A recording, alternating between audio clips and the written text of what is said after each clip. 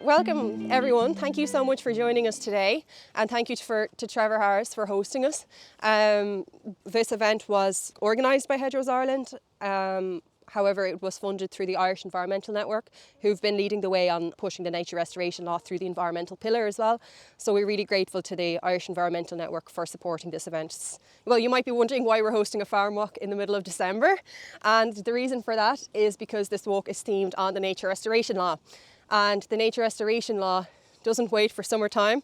There was a couple of recent votes in November in regards to the nature restoration law, and the next big vote is in January or February, which will be the plenary vote. And this vote will be essentially the deciding factor with whether the law goes ahead or not, and whether eventually the member states will be responsible for implementing it here in Ireland and all the other EU states as well. And so that's why we're here today on the 16th of December. But fortunately we have a beautiful day and it's sunny and it's not too cold, so we got really lucky. So for anyone who hasn't heard of the nature restoration law before, I suppose let's do a show of hands maybe who has heard of the nature restoration law. Okay, so a few people have, and I'm not sure how much you know about it, but essentially it came around not out of thin air. It came around as a part of the Biodiversity Strategy 2030. In there was the action for such a law, and also out of the framework that came out of the COP15, the biodiversity COP that is, down in Canada in 2022, I think it was.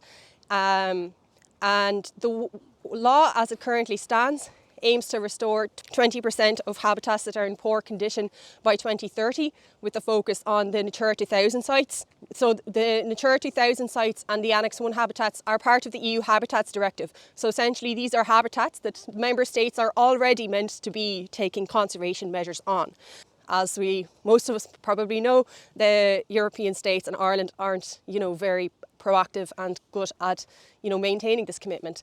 And so a lot of these habitats that were meant to be conserved since the EU Habitats Directive came into force in 1992 are still in poor condition. And the Article 19 report in 2017, which is the report that member states have to produce in regards to the EU Habitats Directive, showed that 85% of those habitats that are meant to be, conserved are in unfavourable or bad condition, and 46% of these are declining.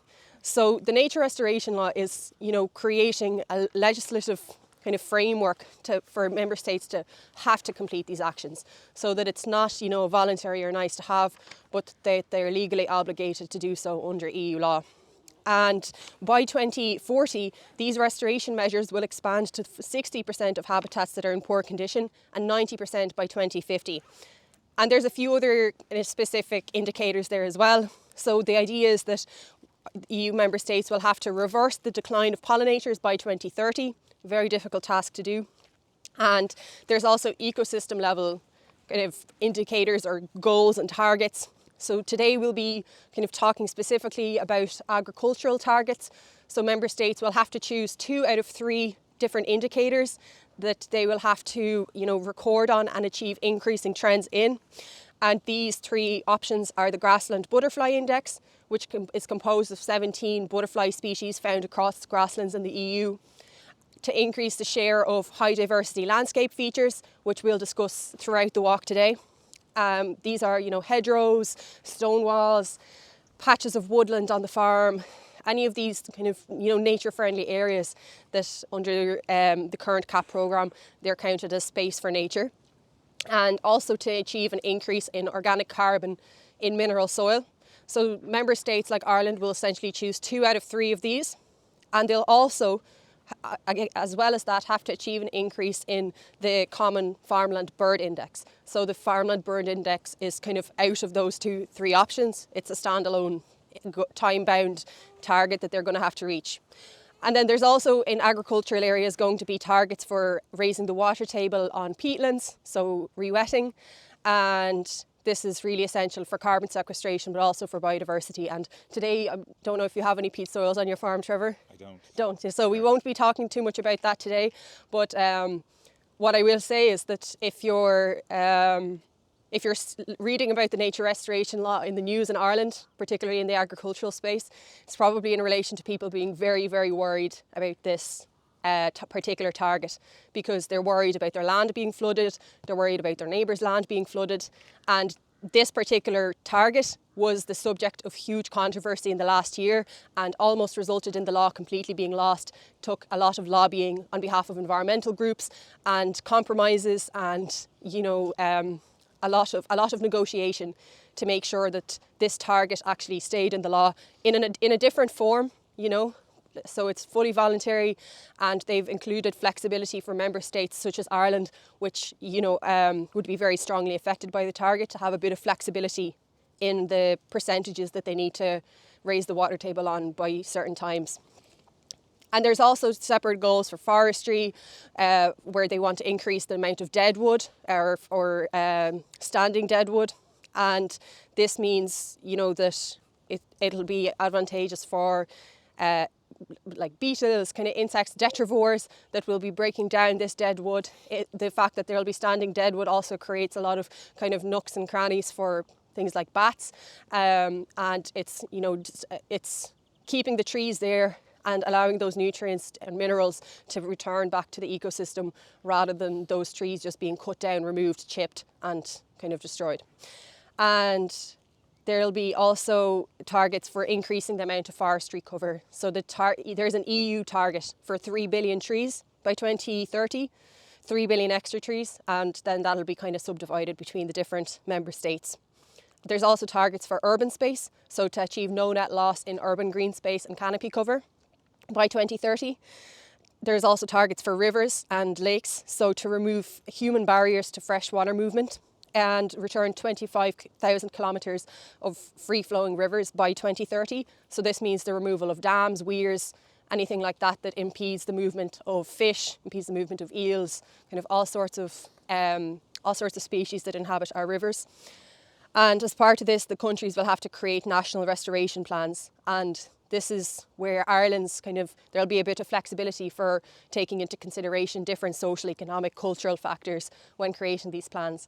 And that's where, in the following year, in 2024, if the nature restoration law will pass through the plenary vote in January, February, which it definitely will, let's think optimistically, it passed by, quite a big, reasonably big margin in November 2023 through the Environmental Committee, and that's sparked quite a bit of optimism in comparison to the really close margins we were seeing in the summer of 2023, when it was only as a result of really, really targeted lobbying on behalf of environmental groups that the law actually stuck, because there's a really big party in the European Union called the EPP, and that kind of is composed of a lot of politicians who are standing against this law as a result of lobbying from farm organisations pushing against the nature restoration law at the start.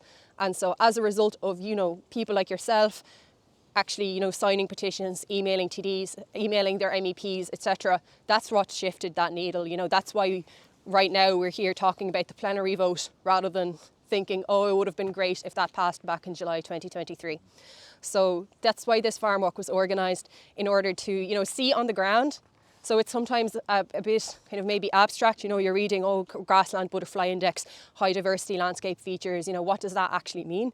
And so the idea of this walk is to allow you to see on the ground, what that looks like, to see how Trevor manages his land, to see how, farmers are able to, conserve nature, do so in an environmentally friendly way, and make their land productive and, be successful in their own right as well. And that's the idea of the nature restoration law as well, is that it's not trying to push farmers off their land. It's not trying to take away their ability to grow crops, to have livestock. It's trying to make sure that nature is there in the long run, and that we're not making trade-offs between, productivity and long-term sustainability of our environment. So we'll be chatting a bit more about that throughout the walk. I won't say anything more about it right now, so I'll hand over to Trevor and we'll start the walk. And if any of you have any questions throughout the walk, feel free to ask them. We'll kind of stop at different locations. Yeah, all right, thank you so much. So I'll hand over to you, Trevor, now. Okay, so thanks everyone for coming along on a December day. So just a brief introduction of what we do here on the farm and what we're about. So we're organic farmers a long time. Originally this land would have been chemically farmed by my father, and I would have worked with him. And in 1999 we decided to go organic. Like I was farming in my own right, and I switched to organic farming, which was something I was always interested in.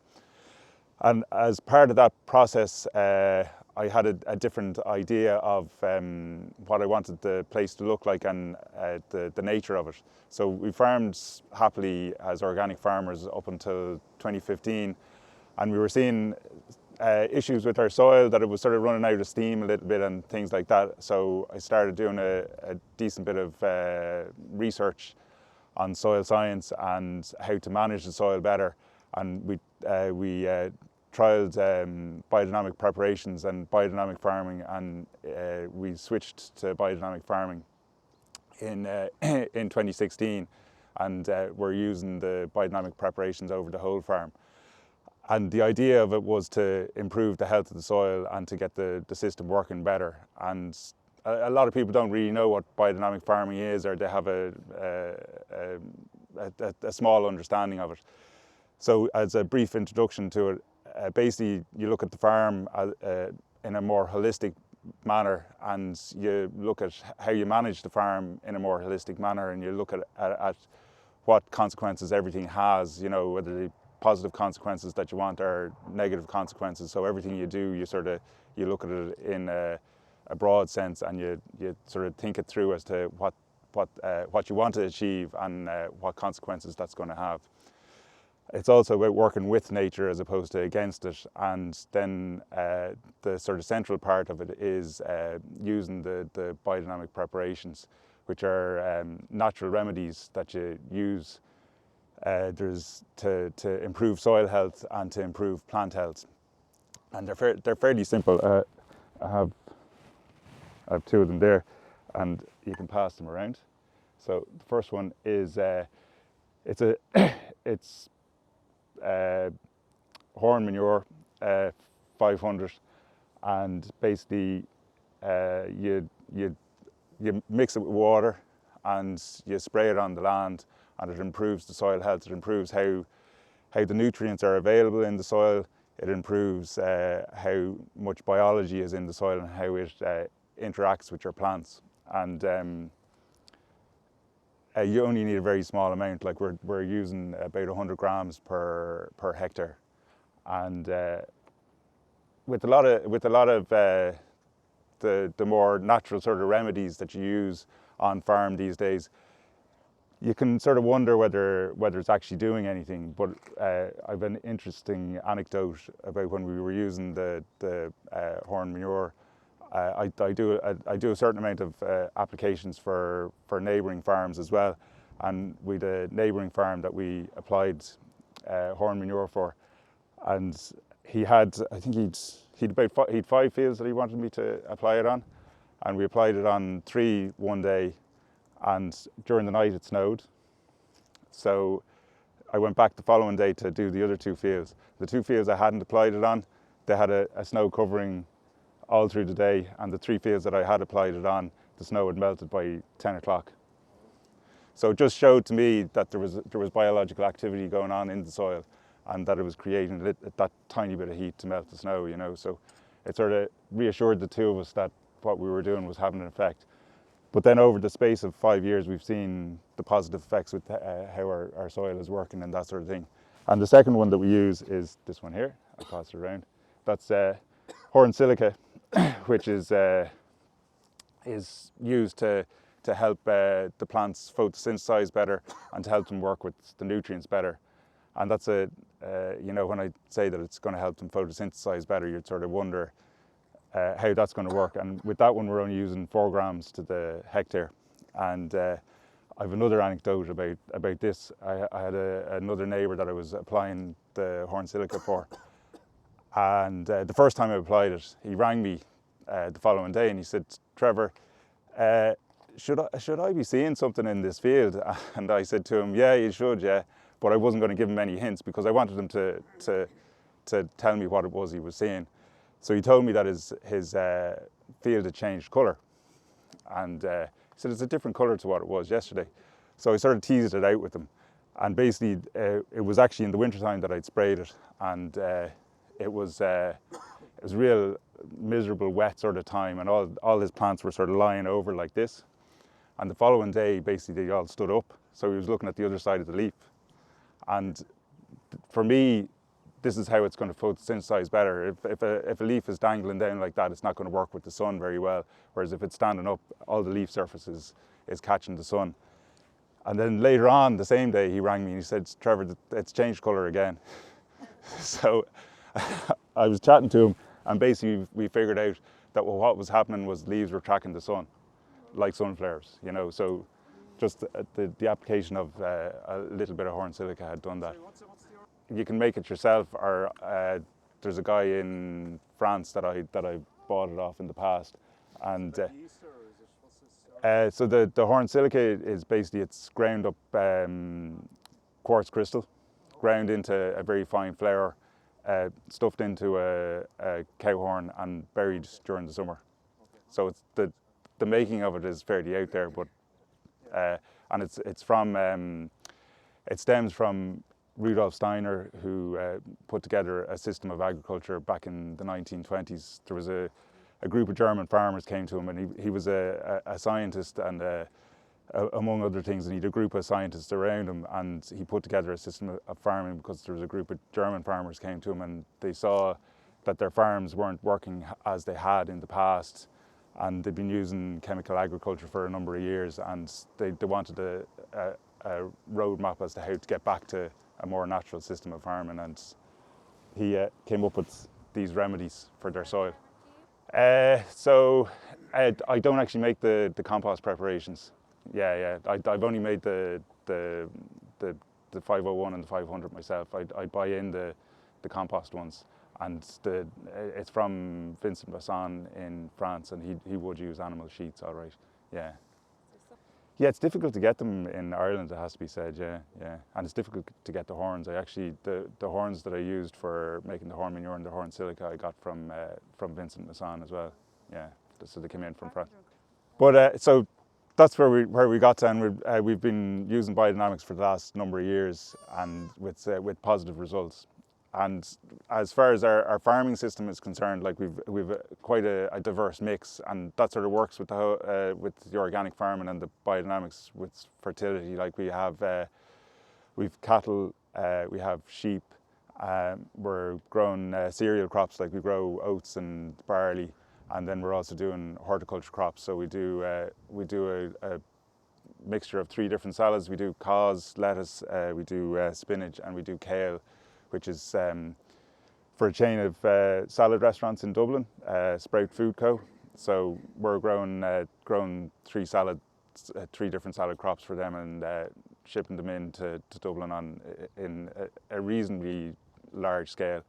And then we do some other vegetable crops as well, like we do potatoes, red and white cabbage, we do leeks, we do beetroot, we're doing onions and garlic and stuff like that, you know. So and that's for more for the local community. I had a number of the neighbours asking us where they could get our stuff, and we were only selling salad into Dublin at the time, so you know they weren't going to go into Dublin to the restaurant. And I was growing some vegetables for ourselves for the house, so I just sort of scaled up the vegetable production for the house, and we're doing an honesty box at the road, and it's going well. You know, it's been well received. We only started that this year, but it's been well received. There's a lot of people have a desire for locally produced vegetables, you know, and they're all talking about the quality of them, you know, and you notice that with biodynamic produce in comparison to conventionally produced produce, you know, it lasts longer and there's more flavour to it, you know, and that's the feedback we're getting, which is great, you know, and it's great to have that connection with local customers and getting the feedback, because the stuff that goes into Dublin the guys that we're selling it to give us good feedback, but we never really have to connect with the customer. And for me, it's about producing food for people. So like even the cereals we do, like the oats, that goes to Flavins for porridge, and the barley, that's going to Waterford. They're making a whiskey out of it, you know. So it's good to be producing food for people. So for the farm walk today, with Katie being here with Hedgerows Ireland, we'll sort of focus on hedgerows, but I'll give you a look at the salad fields. We'll have a look at the grassland, and then we can have a look at the hedgerows. We know cereal crops obviously at this time of year.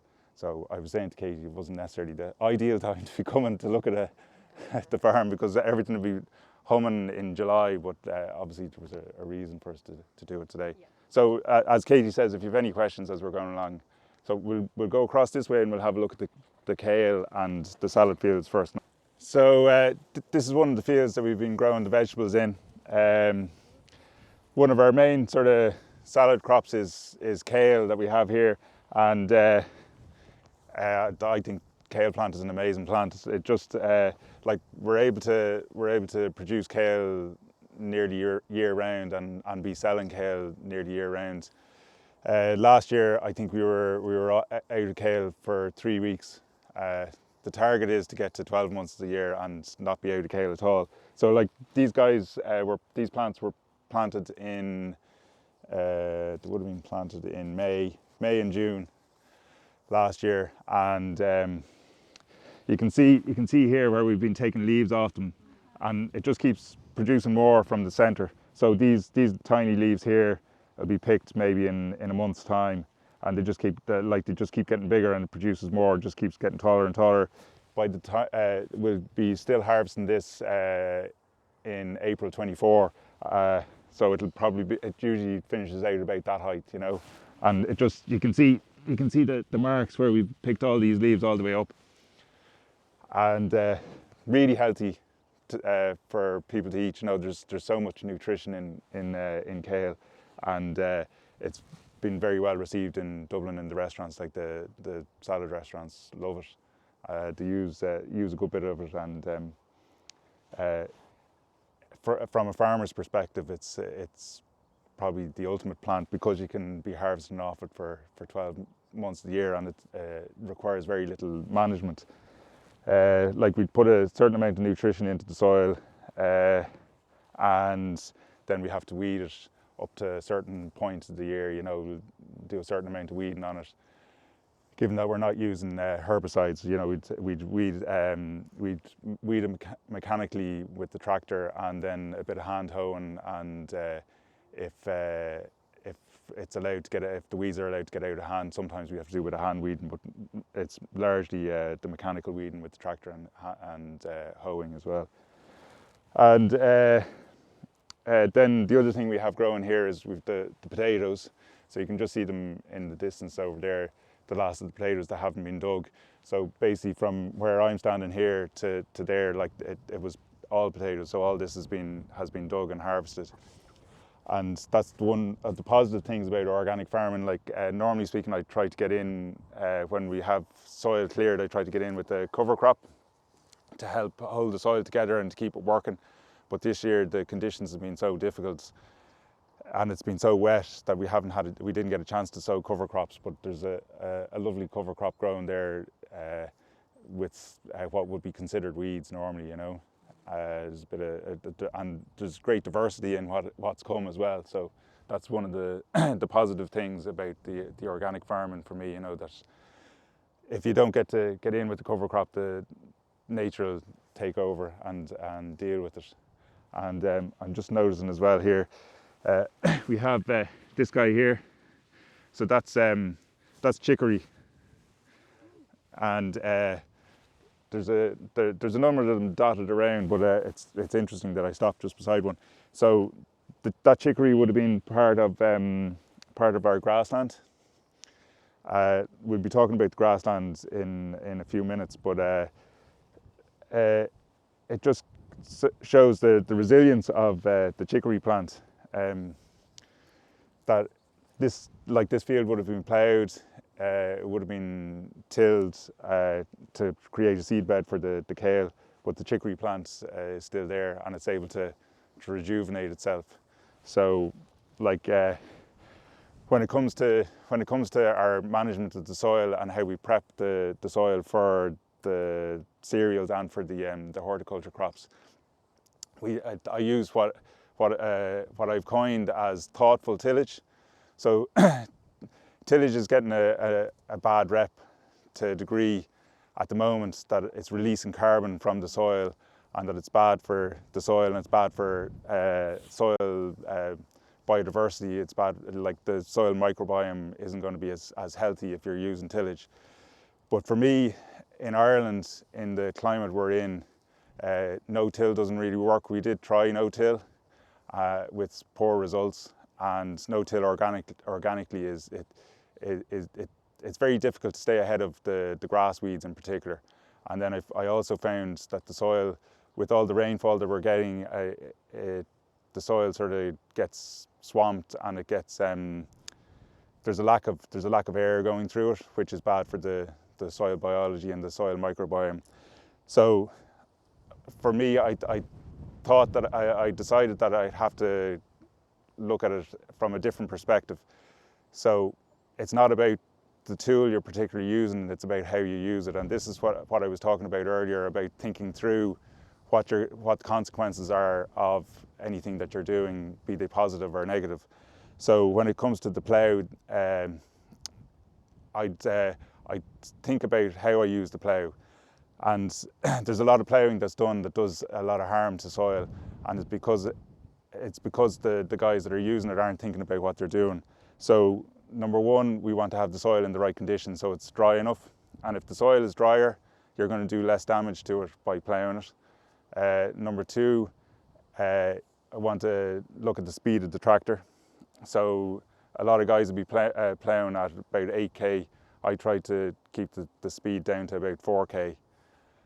And you don't have the same throughput of work, but the soil benefits are huge from reducing the speed of the tractor.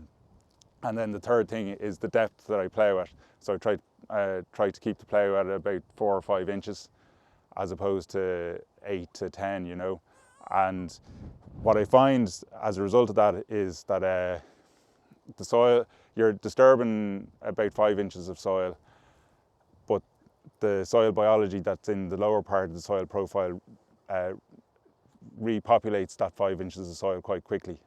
And it's been interesting for me in the sense that we're also using the biodynamic preparations after we've ploughed. We'll use the horn manure.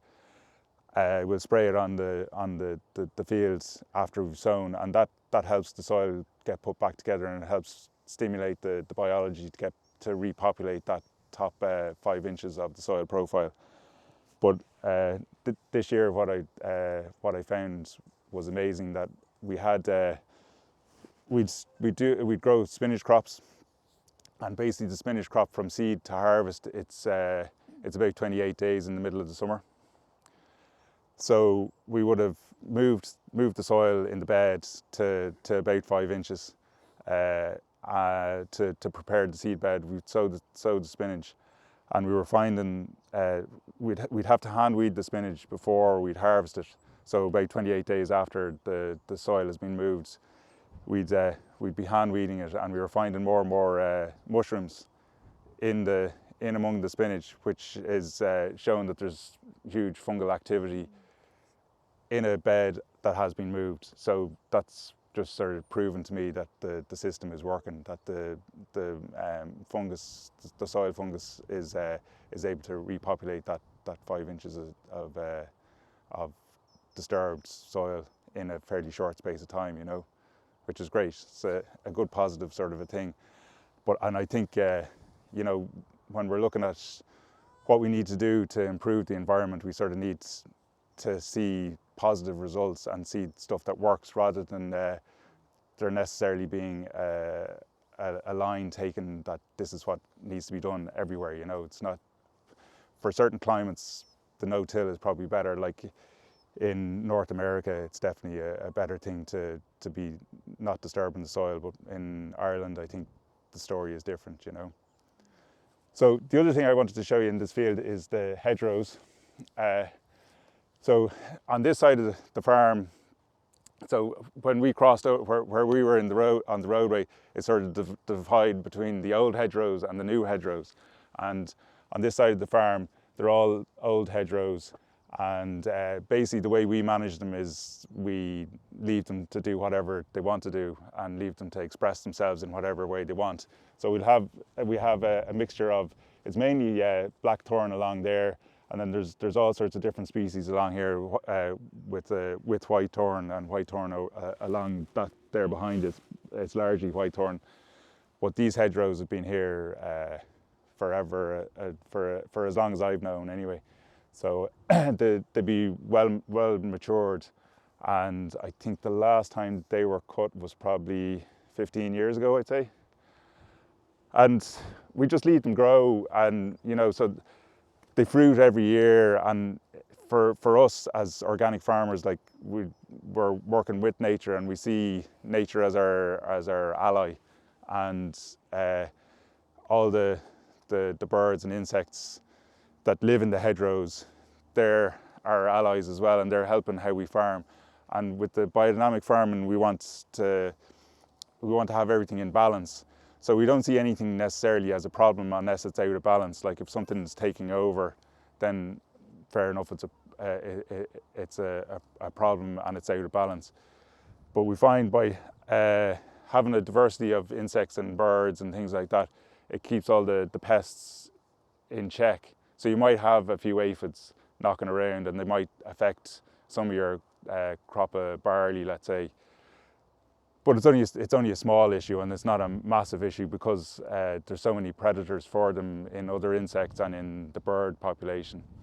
And you're not going to have this diversity of wildlife if you don't have space for them. So you have to allow there to be space for them. And I see the hedgerows as hugely valuable in our farming enterprise, in that it's given space for our allies, the birds and the other insects. And we would have quite a diversity of birds. I was just saying to Katie, I got a new app this year, and that's it, Merlin, yeah, the very one. And I did a couple of, basically you set it going, and the microphone records whatever bird song it hears, and then it'll give you a readout of what birds you've had. So I just went down through a couple of them there earlier on, and I wrote down what birds we had, and there was 29 different species. So we'd rook, a black-headed gull, a yellowhammer, a blackbird, a sparrow, pigeon, wren, dunnock, pheasant, robin, song thrush, jackdaw, blackcap, greenfinch, starling, crow, a great tit, a magpie, chaffinch, skylark, dove, jay, a coal tit, a goldfinch, a swallow, a warbler, a willow warbler, a long-tailed tit, blue tit, and a white wagtail. So, like, it's great to have all those, you know. Like I wouldn't be great at identifying birds or identifying them by their sound, but you'd hear them singing the whole time. Anytime you're out doing work, they'd be singing away. So I thought the Merlin app was brilliant to be able to identify them, you know. So, you know, the hedgerows are really important for those birds, like for them to get food in the wintertime, for them to have somewhere to live, and also for the other diversity that's in the hedgerow, be it beetles, insects, various different grubs and that sort of thing, you know, for them to have somewhere to live, and the whole system works. And I noticed from my time as a chemical farmer, like we never used insecticides. My father didn't really believe in them. He said at the time, he said, if we start using insecticides, Trevor, there'd be no end to it. Like, you'll just have to keep using them. And we had an agronomist at the time. They used to come around, and I was the one that always had to deal with the agronomist. And the agronomist would say to me, he says, listen, Trevor, you have to use an insecticide to get on top of those aphids. And I said, well, yeah, maybe I have to, but I won't be, because my father won't let me, you know. So, and I was a young man at the time. And used to drive the agronomists mad, but we never used the insecticides. But they say now that what's happening is basically, and it makes sense, like that you clear the canvas, you kill all the predator insects and the target insects all in the one go.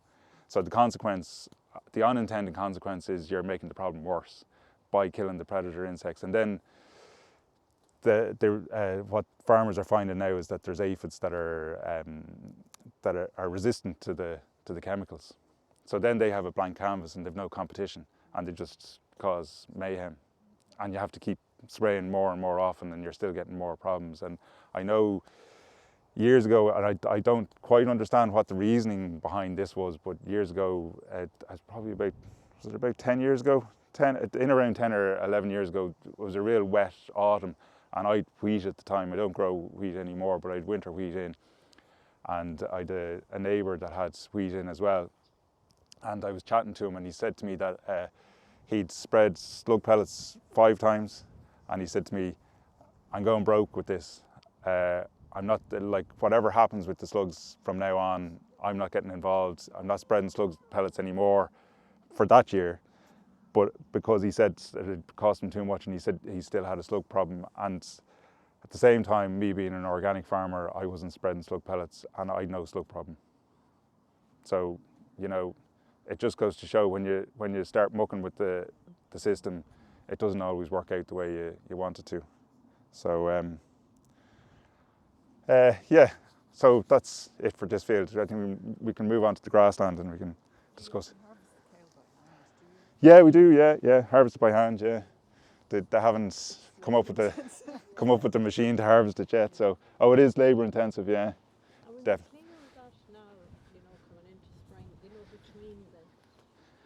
Oh, so this field will be a field of barley next year. So we'll level the whole thing, yeah, and plough it again and go with a crop of barley. So the way we have the farm set out, we'll have every field sort of rotates. Yeah, so we have a couple of years of a grass clover lay, and then we get into horticulture crops, and then we do barley, and then oats, and then a polycrop, and then we go back to the grass clover lay.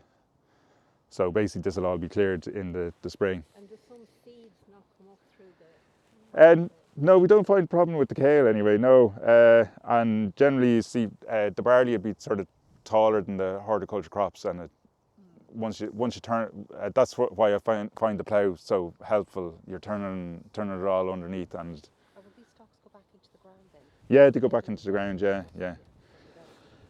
So I'll run through it with a rotavator very slowly, and it just chops them up, and it's surprising how quick they rot back into the ground. So it's an active soil, though. You know, there's a lot of biology in the soil here underneath your feet, and it just takes them back in.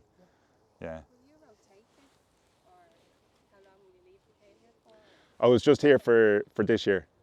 So I'd be very careful with kale in particular, being a brassica. Yeah, so it'll be about 6 years, I'd say, before I'd have a brassica back in this field again. Yeah. What will you put in after? Barley next year.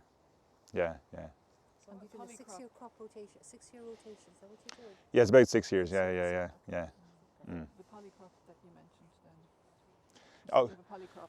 Yeah. Years, Yeah. So the polycrop it's a mixture of a number of different crops. Yeah. So I'm trying to.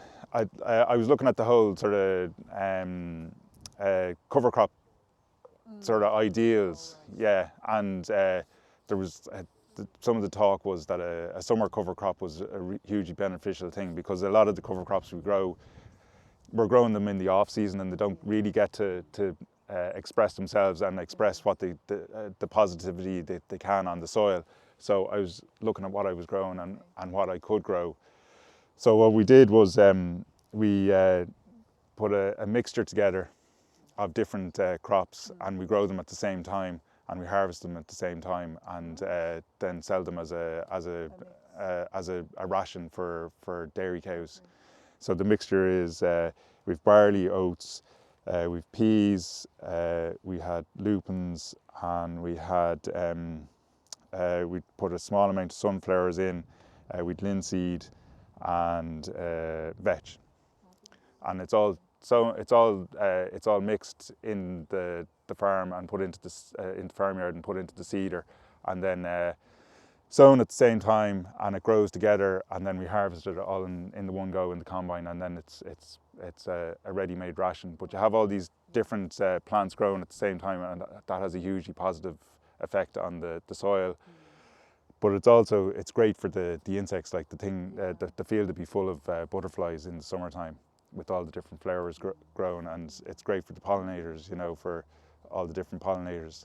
And we're very pro pollinators here on the farm. We were involved in the National Biodiversity Centre put together an EIP, which is a European innovation project, and the idea of the EIPs was there was money from Europe put towards innovative farming practices. So the Biodiversity Centre wanted to figure out a way to encourage farmers to do stuff that was more pollinator friendly, to teach them how to be pollinator friendly, but also it had to be what they wanted was something that was producing results, positive results, and they wanted a system of assessing what positive results you had on farm at the moment. So they came up with this scorecard, and they moved from the scorecard. They then came up with an app, and basically the way it works is that there's a list of questions, and you answer the questions as to one of them would be how many meters of hedgerow do you have that's cut, let's say, that's trimmed once every 5 years, and you'd put in the amount and you get a number of points for that, and then how many pollinator friendly trees you have on the farm, and you get a number of points for that. You put in how many you have and it gives you a number of points. And then another thing is when you have cover crops grown, and you get a certain amount of points, and at the end you get a number of points for which is a pollinator score for the farm. So it's a way that a load of different farms can be compared as to how pollinator friendly they are. So it was a 5-year program, and it's just finished this year. And what they did was they put together a scorecard, everyone got scored, and then they tell you what actions you could do, what sort of small actions you could do that would improve your pollinator score. And it was done as a pilot project in Kildare, so there was 40 farms in Kildare that were part of it.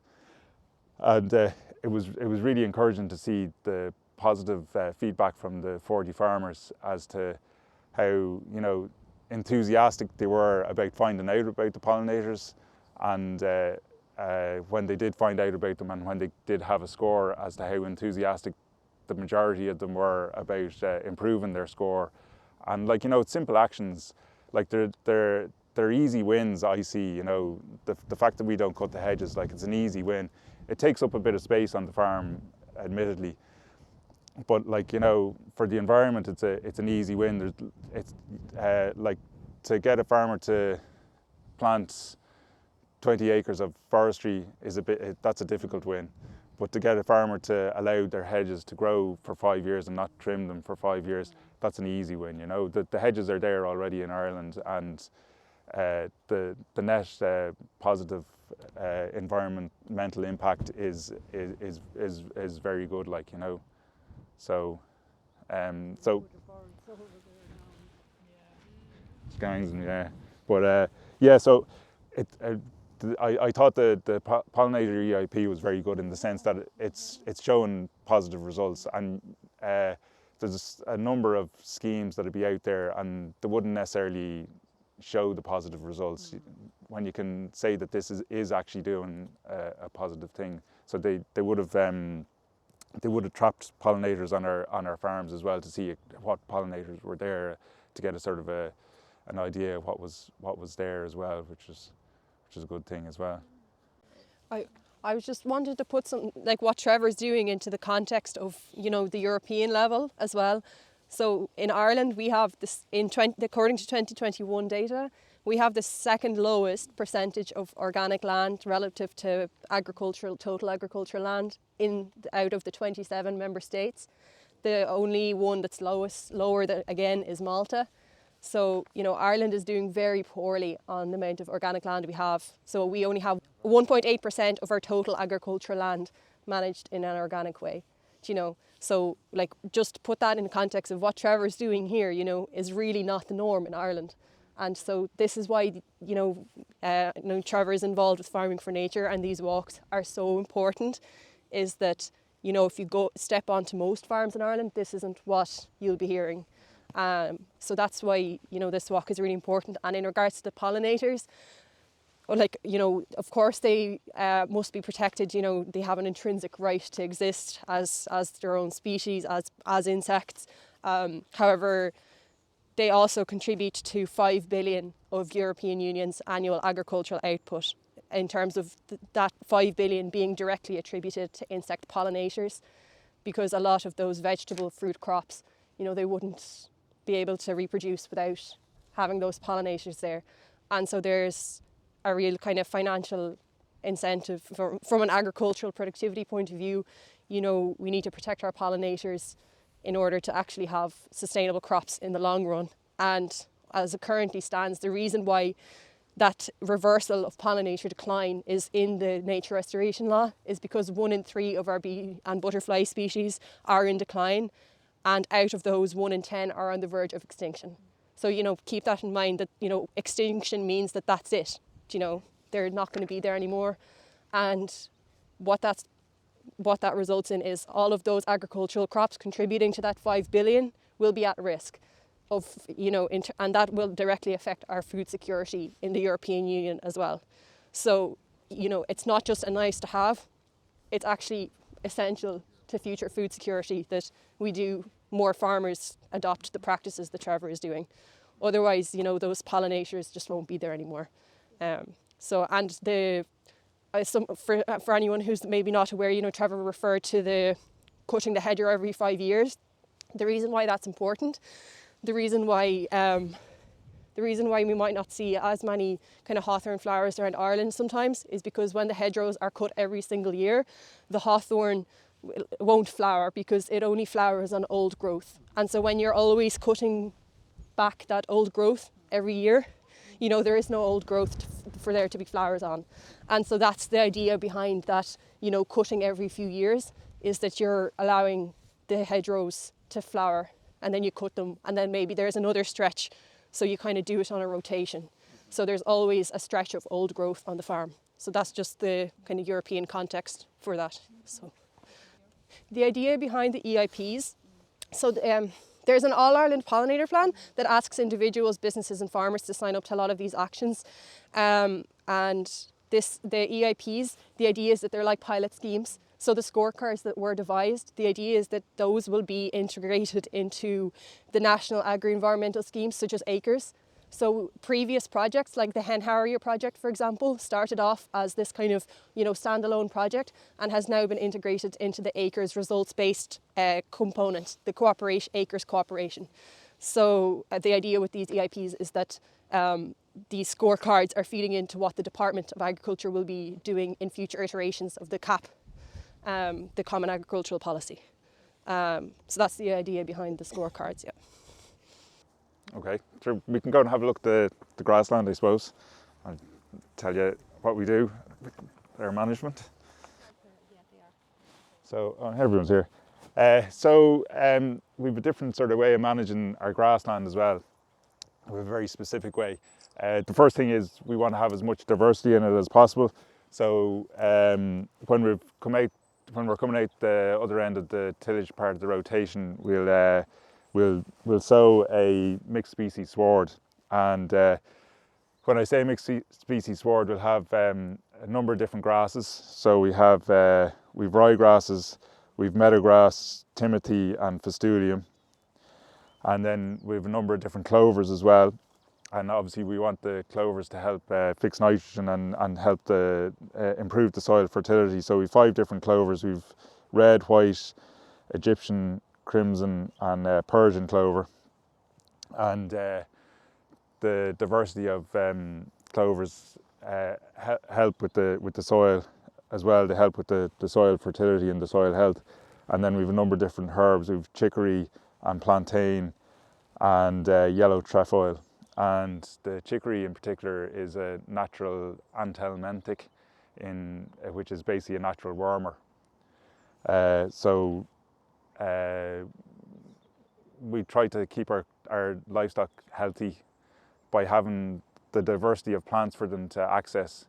It improves their health because each plant will have a particular nutrient that it's good at activating in the soil and has in its leaf. So the animals, they're more in touch with their instincts as to what they need and what they should eat, what plants they should eat, and as a result of that, they tend to be healthier. So, like we haven't dosed any animals on the farm here since 2012. We had a problem with liver fluke in 2012 and we had to dose them. And since that, they haven't been dosed. And prior to that, I think they hadn't been dosed for about 4 or 5 years. And they don't really get any like when the sheep are lambing, the odd time we would have a problem and they might have to have a course of antibiotics, but it'll be maybe 1 or 2 a year. And they're all healthy, like, you know. They don't need anything, you know. And at the start, when I wasn't really dosing them, I'd talk to the vet and we did dung samples to check to see if they needed dosing, and they didn't. And then I moved from that to talking to the vet and saying, you know, well, do you think that we should do a dung sample? And he'd say, no, there's nothing wrong with those. So, you know, They're organic sheep, are they? they're organic sheep, yeah. So it just goes to show you that if you manage the animals correctly and to have a diversity of feed, they don't need these medical inputs. So the way we manage the once we have the mixed species sward established, we manage it in a very particular way. So I have all the fences taken down, but I divided that field into 1 acre paddocks, and I have an electric fence. The paddocks are divided up with electric fences, and the reason is that we want to graze it in a very particular way, and each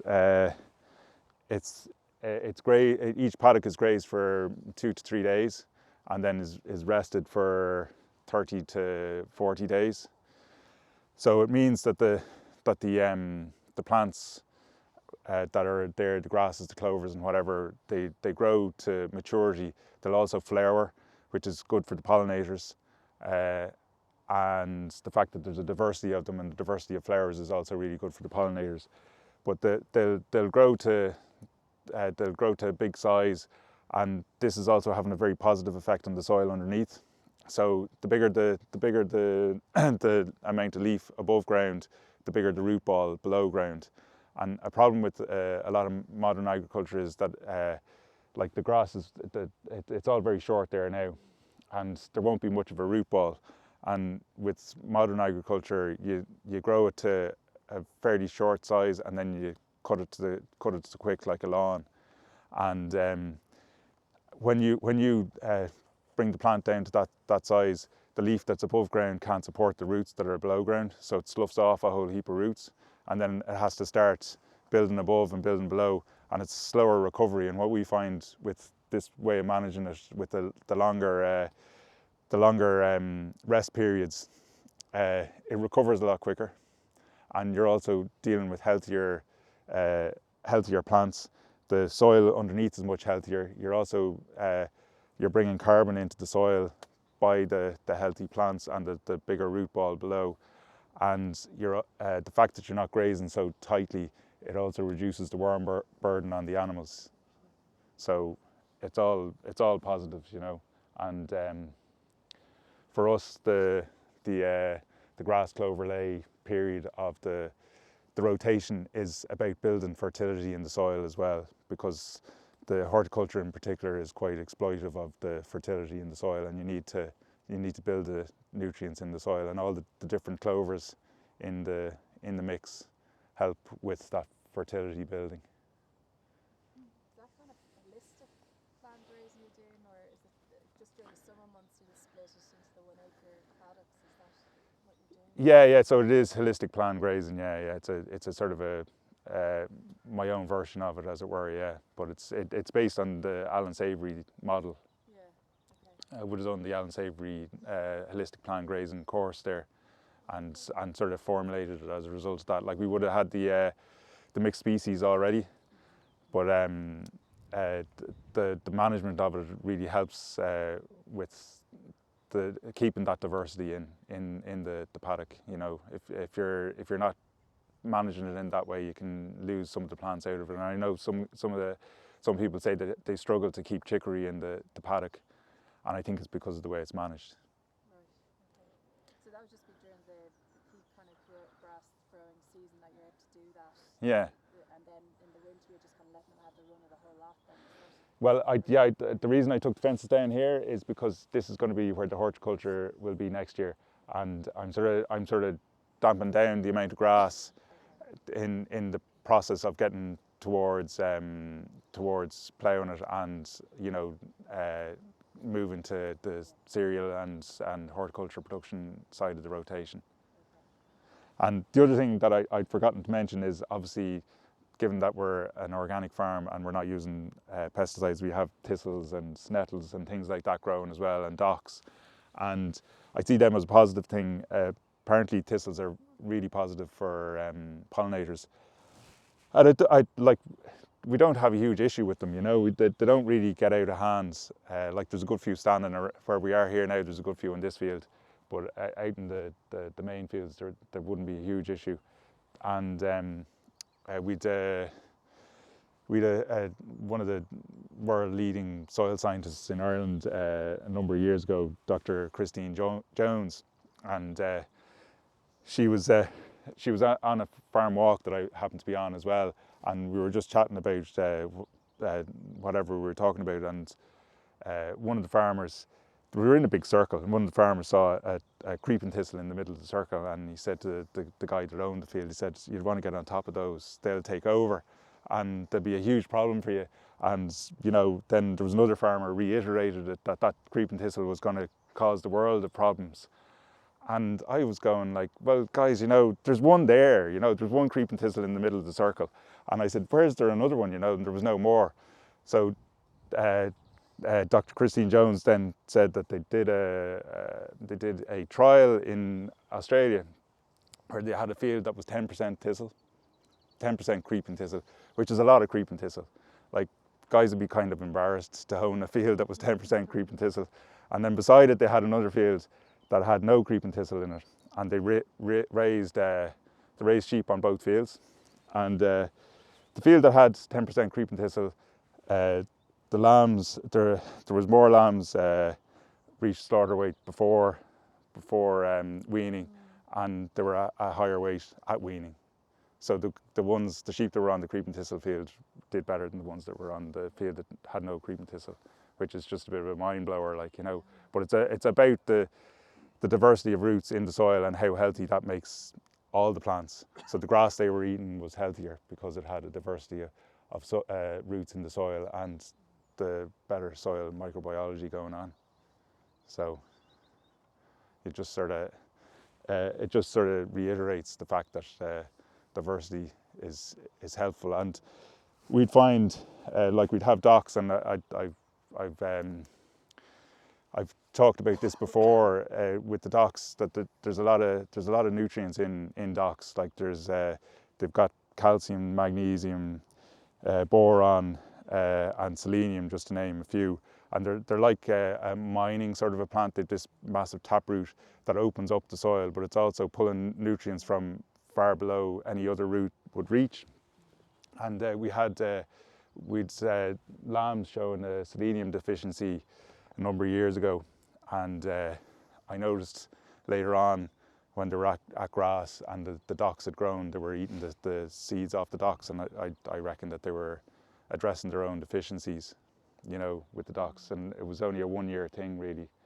And with organic farming, the docks are, they're, I wouldn't necessarily say sweet, but they say that when you're using chemical nitrogen, the dock plant is quite bitter. And that's why it's a problem on a lot of farms, is because the animals won't eat it. But we find on the farm here that the animals do eat the docks when they're going through the various different rotational grazings.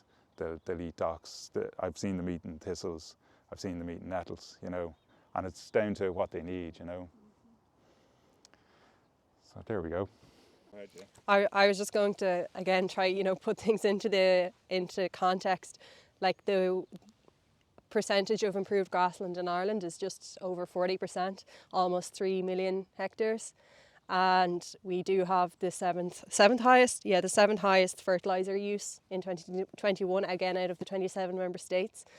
And so the way that this field is being managed, like with the mixed sward, with the docks, you know, that will help to drop the fertiliser use across Ireland if there was more grasslands kind of being managed in this way. And that would help to at the EU level to bring the grasslands towards kind of better condition, because over 80% of the grasslands in the EU are either in poor or bad condition. And semi-natural grasslands are actually part of the EU Habitats Directive in the Annex 1. You know, there are kind of protected habitat, or they're a habitat that's kind of marked as worthy of conservation. And so, you know, managing our improved grassland in this way, and then kind of incorporating semi-natural grasslands into the mix as well, is really important. You know, it's not just, when you think about nature, it's not just kind of protected areas and conservation areas that, you know, are great for pollinators. It's these kinds of habitats. If 41% of Ireland's land is improved grassland, just over that, you know, that's a huge amount of area that, you know, can harbour biodiversity. And so these sorts of management practices are what we need to be seeing more of. Yeah, and that'll help to drop us. It's kind of, you know, every time I'm like, oh, where do we rank in the EU in terms of agriculture? I get a little bit embarrassed, you know, in terms of the proportion of organic land, the percentage of fertiliser use.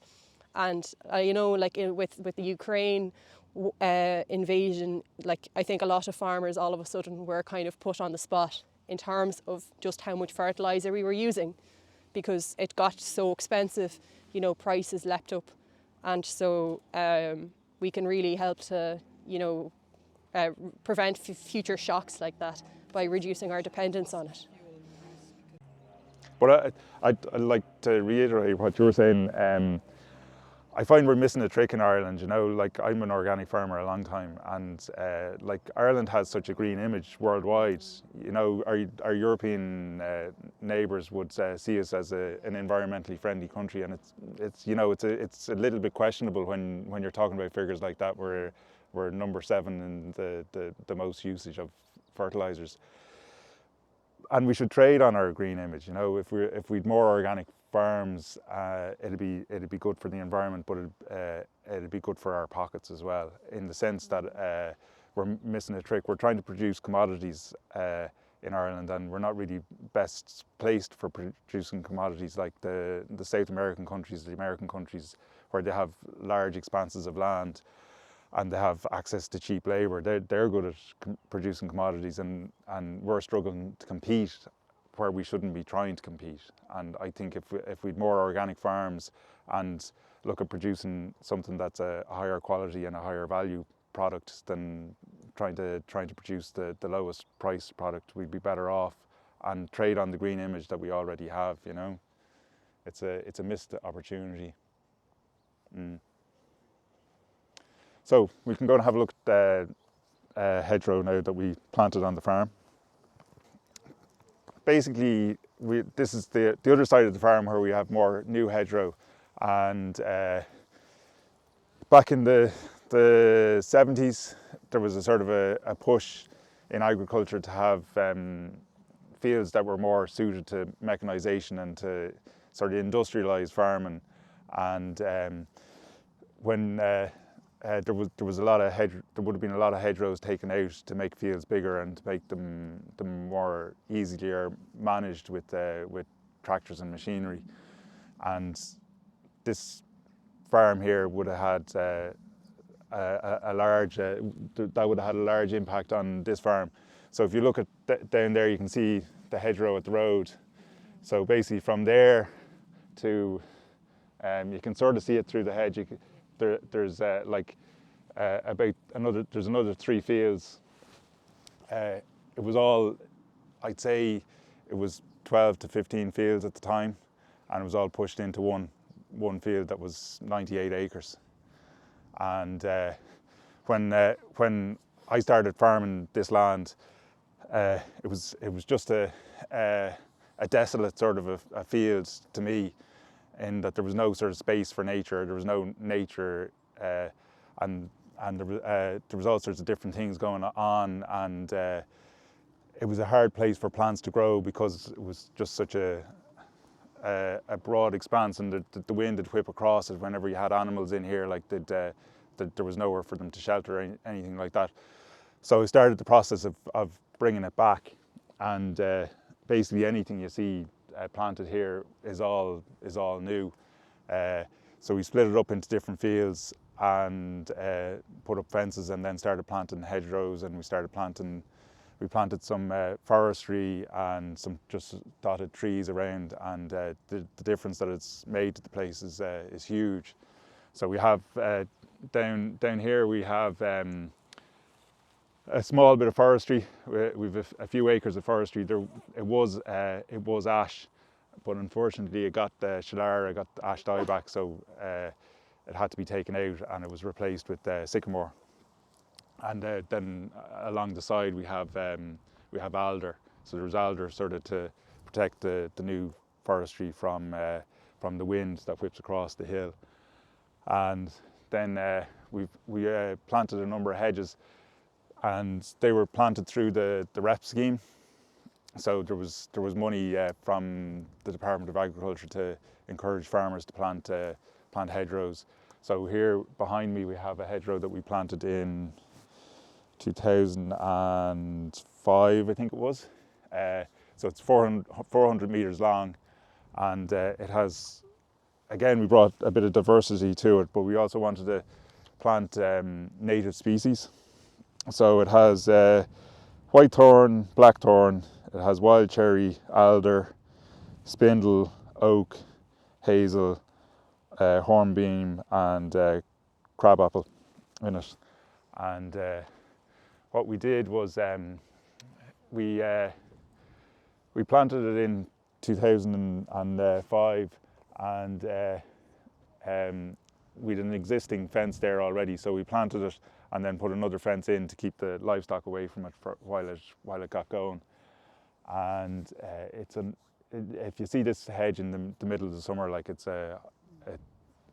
looks stunning. Like at the moment, all the leaves are gone off it, and it doesn't look as well as it would in the summer, but it's a hive of activity as well. And in order to get a thick hedge, what we did was we let it grow for 2 years, and then we coppiced it.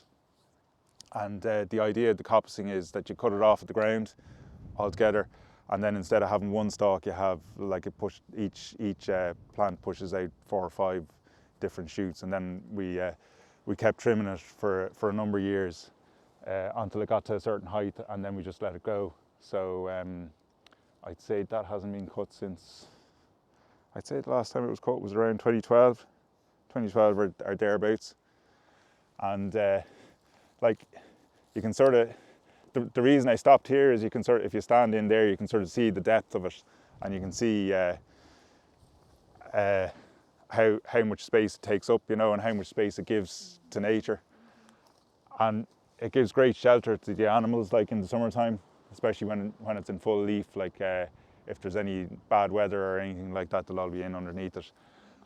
But even aside from that, as part of our animal health management practices, it also provides great diversity in their diet, in the sense that they're able to browse at the hedge, and if there's a particular nutrient that they need, like their instincts will tell them what they need to eat, and you'd often see them picking out a few leaves here and there, you know.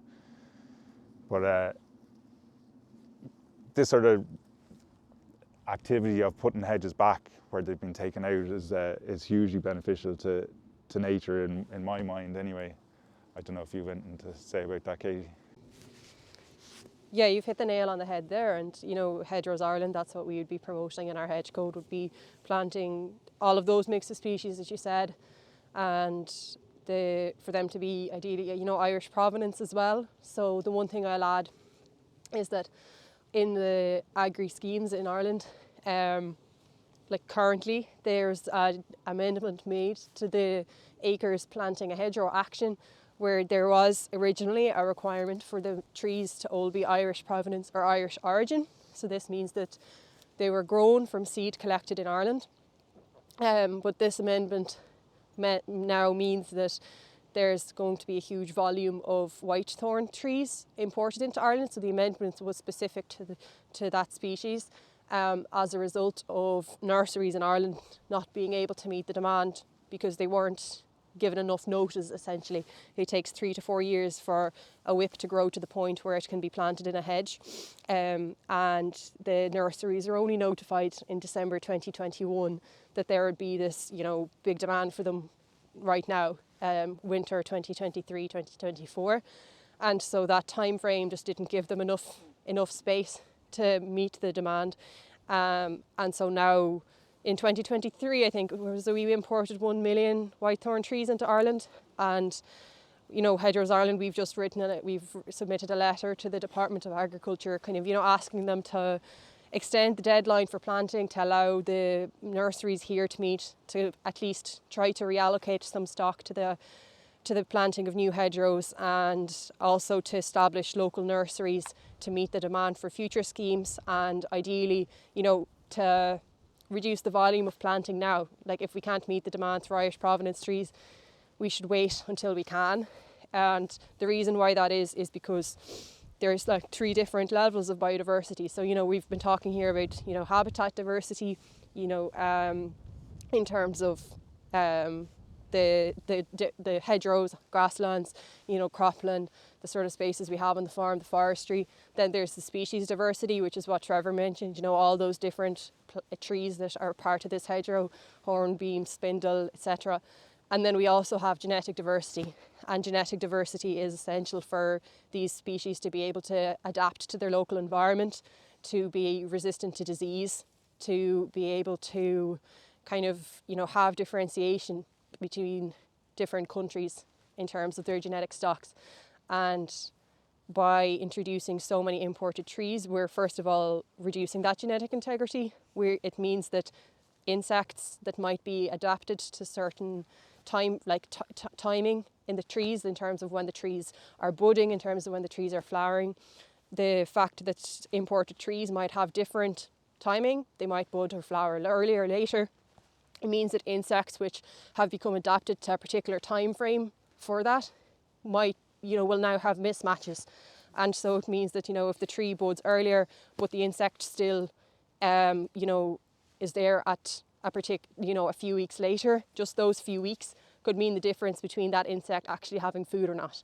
And so for ourselves, like, it's really important that all of those, there's no trade-offs between the different levels of biodiversity, that we're maintaining all 3 genetic species, habitat diversity, ecosystem diversity, you know, all at the same time. And also it reduces the risk of disease. Like Trevor mentioned, the ash dieback disease. With the huge imports of whitethorn, there's a risk of importing fire blight. And fire blight is a type of pest that affects apple trees, pear trees, hawthorn trees. Ireland has a protected zone status for this disease. And there was an eradication programme set up in the 1980s, 1986, for fire blight. They weren't successful in eradicating it in Galway City, and there was a recent outbreak of it in Dublin in 2022. And, you know, with the proportion of, although there's all that mixture of species in Ireland, in the hedgerow here, the same cannot be said for a lot of hedgerows in Ireland, where they're pretty much, a lot of them might be almost or fully monoculture whitethorn. And even those which do have a species mix are probably predominantly whitethorn. And so if fire blight is allowed to it's, you know, spread like wildfire the way that ash dieback did, it could completely change the way that the Irish landscape looks. And there is a risk to that because the disease can lie latent in plants for quite a while. It might only be expressed when the plant is under stress. And so with the vast quantities of trees being imported, you know, there is a real risk of that. So that's the only thing I'd add for planting hedgerows. And at forestry, any sort of crops in your garden, you know, if you're planting wildflower areas, for example, the best thing is ideally not to plant them actually. It's just to let the seeds that are in the ground come up. Because similarly with the wildflower areas, because there's been a big boom in, you know, creating these pollinator friendly areas. Unfortunately, a lot of garden centres have hopped on the bandwagon and have introduced a lot of seed that is imported into Ireland that might not even be native. And that's, you know, we need to make sure that when we're doing biodiversity initiatives, we're doing this, that we're not accidentally causing more harm. You know, it's the right tree in the right place, the right time, same for wildflowers. And if we don't have the right tree, we should wait until we have it.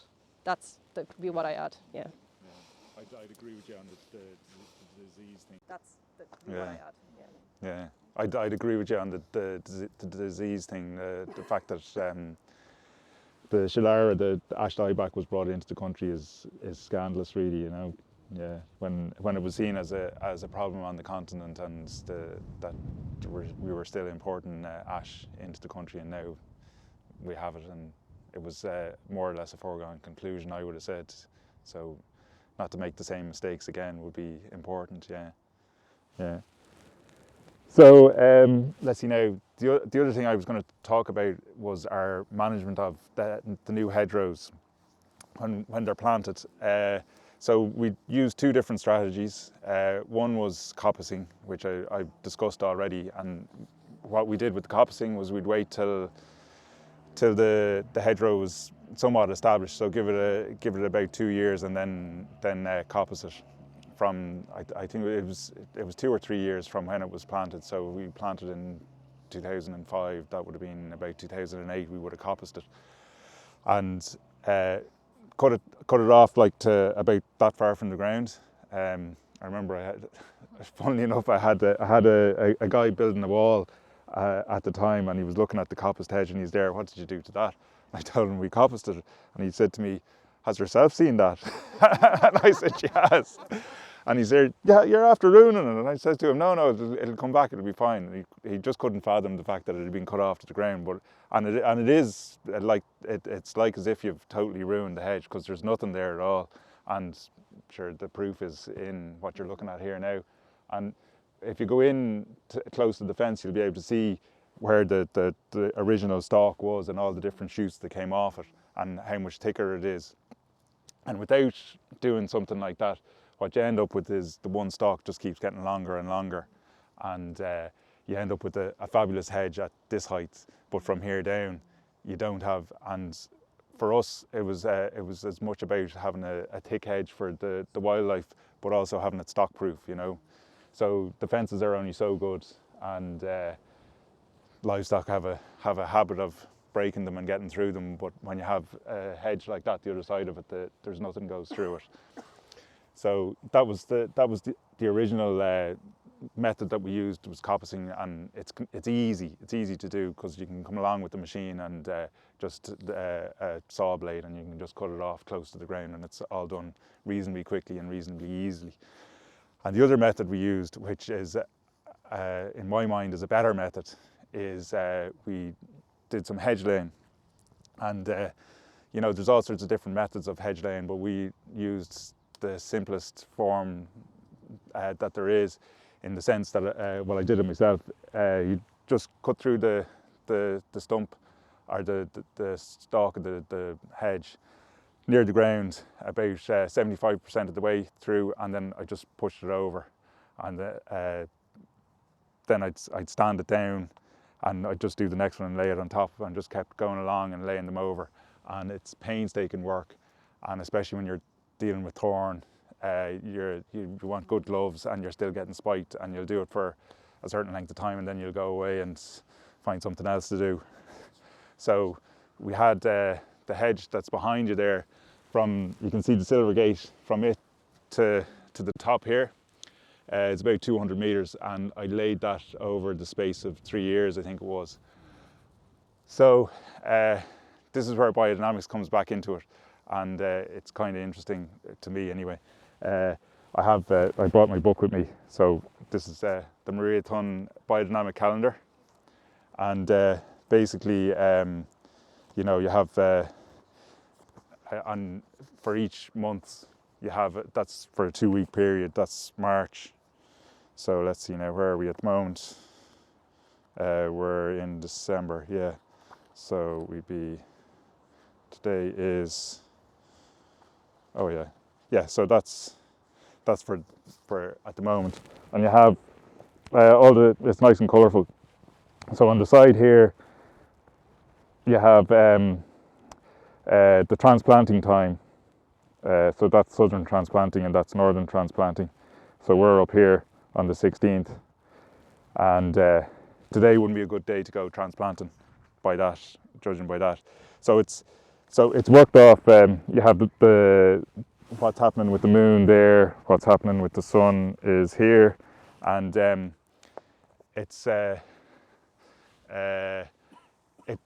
thing that comes out every year. So Maria Thun, she wouldn't be the only one doing biodynamic calendars, but it's all based around what's going on in the solar system with the various different planets, particularly the moon, and to a degree with the sun. And it's a concept that's possibly a bit difficult for people to grasp. It's to do with the energetic effect that those planets, moon, sun, have on the earth, have on us, have on the plants on the earth. And you know, a lot of people might go, you know, this fella's a bit mad, talking about energy and talking about the effects that energy has on the earth. So I have another anecdote, thankfully. So I was laying my hedge, and I was only after starting on my sort of biodynamic journey at the time. So the first year I was laying I laid the hedge for 3 years. The first year I was laying the hedge, I wasn't really using the calendar, and I laid the hedge. I think I did, it's 200 meters long. I did about 60 plus meters in the first year. I did about 60 meters each year, 60 or 70. So when I started before Christmas. I started in November, December, when the growth had subsided, which is when you're supposed to be trimming hedges or laying them or cutting them. And I kept going till February. And then in April, the growth came, and the hedge started growing back. And it sort of was higgledy-piggledy like this, and you can't really see it. You can sort of see that I started down at the Silver Gate, and you can sort of see it's a bit higgledy-piggledy. And like, there was some of it, you know, was up here, and some of it was down here. And I was thinking to myself, well, I must have been a bit hard on the ones that were lower, that didn't recover as well. I must have cut them a bit harder, and the ones that were real good, I must have cut well. So then the second year, I was laying my hedge. I was a bit more into biodynamics, and a bit more enthusiastic about it. So I said I'd give the calendar a bit of a go, and I understood it a bit more. So with the calendar, basically you have a 2-week period that just, which is the southern transplant, or the northern transplanting time, and us being in the northern hemisphere, that affects us. So if you're transplanting plants, that's the time to transplant them. And if you're trimming hedges, pruning, any of this sort of thing, that's when you're supposed to do it. And when it's southern transplanting time by the calendar, you're not. So I stuck to it rigorously. Over the space of 3 months, I was laying the hedge, and I'd go at it, and it, like I say, it's a miserable job. So you just do it for 2 hours or something like that, and you go off and do something else. But I'd only do it during the 2 weeks I was supposed at the northern transplanting time. And then during the southern transplanting time, I'd be delighted not to be cutting the hedges. So I just had a little saw, so I'd be sawing away and I'd push it over. And anyway, so over 3 months I did this. I did another 60 to 70 meters, and then I stopped. The growth came, and this is what blew my mind anyway. It was like a billiard table. There was no higgledy-piggledy this year. It's just like a billiard table. And the one I cut, the first one I cut in November, and the last one I cut in February, they were about the same. They were as if they were cut the same day. And I was just going, what's going on here? This is mind blowing, but there has to be more to it. So I started thinking it through, and I spent a bit of time thinking about it, and the theory behind the transplant in time part of the calendar, at least, is it's about where the sap is, and about where the energy is in that sap, like the nutrients are in the sap. So it's to do with where the moon is, and the gravitational pull the moon has on a plant. And when the moon is in a certain spot, it has a stronger gravitational pull on the plant, and the sap is in the top part of the plant. And at the other 2 weeks, it hasn't got as strong a pull on it, and the sap is in the root zone. So when you cut the stem, the energy is still in the roots, and the plant still has that energy. You're not cutting it off from its own energy, and it's not losing that energy. And as a result, it survives well, and it does better. And no one will argue that the moon has an effect on the tides. So we know that it affects liquid. It has a gravitational pull on liquid. So it's not a huge stretch then to get to the point where you see that it has an effect on the sap in your hedges or your plants or whatever. And that's what the more logical explanation is to it, rather than just saying that it's about energy. But then come year 3, I had another 60 or 70 metres to do, and again I did the same, and again, same result. They came back just like a billiard table. So exactly, the first plant I cut and the last one I cut were the exact same. And that was back, it's about 4 or 5 years ago, I'd say. But the effect on the first lot of hedge laying I did, that lasted for at least 4 years. You can still sort of see it, but it was dramatic for at least 2 years. And that was sort of just an interesting sort of insight. So you can sort of see there, you can see the line of the hedges as they were laid, and then all these shoots came up through, and it's impenetrable to livestock. Like, there's no fence there. There was a fence on this side, but I took it out. This is one of the few hedges on the farm that gets trimmed somewhat regularly, maybe every 3 years, and it's just purely because it encroaches on the avenue. I should have planted it further away, but it'll grow anyway. It grows that way. Yeah, that's where the sun is. But there was a fence initially, but for me, this is amazing that you can have a hedge, and it's like, I have sheep, and if there was a chance of something coming through it, a sheep would come through it, like. And there's sheep out there now, and there's no way they're coming through here, and no need for maintaining a fence then. Yeah. So you have all the biodiversity advantages of the hedgerow, and then you also have the management advantage of not needing to maintain a fence. So I think that's kind of one of the biggest challenges on the rotation, is the keeping it. If there's a fence set out, that it's not getting earthed, that the electric fence is active, and then do you refence the whole farm for the margin? I know what you mean. Yeah. Yeah, so if you didn't have a fence, you don't need to make sure the fence doesn't get grown over. That's it. Yeah, exactly. Yeah.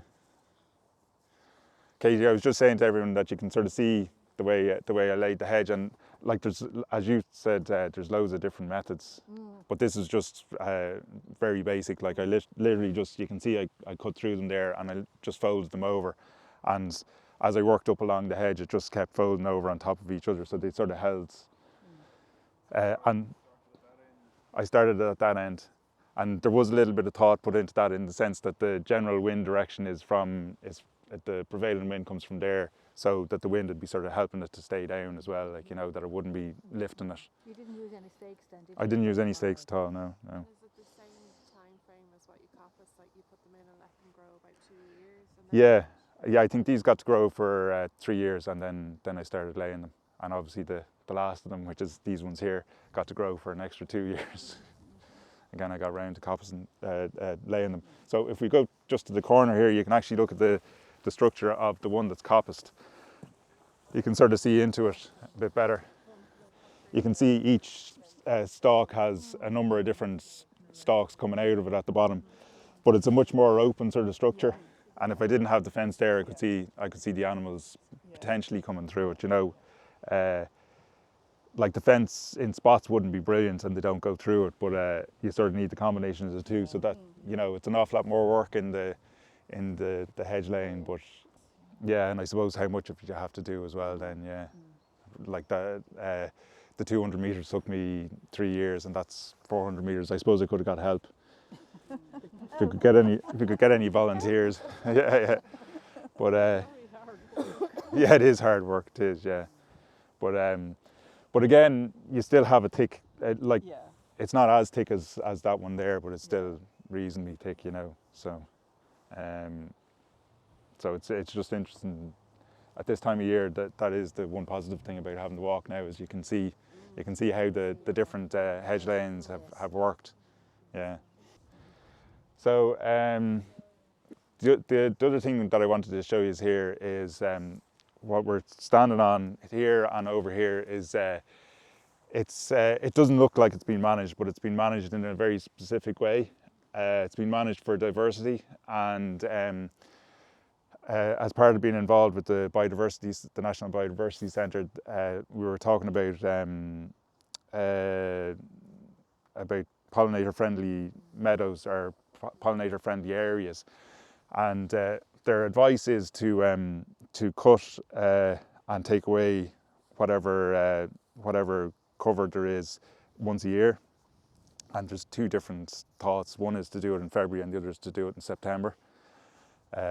So the past few years we've been managing this, that we cut it in February, and we take away the cuttings and then just let it grow for the whole year.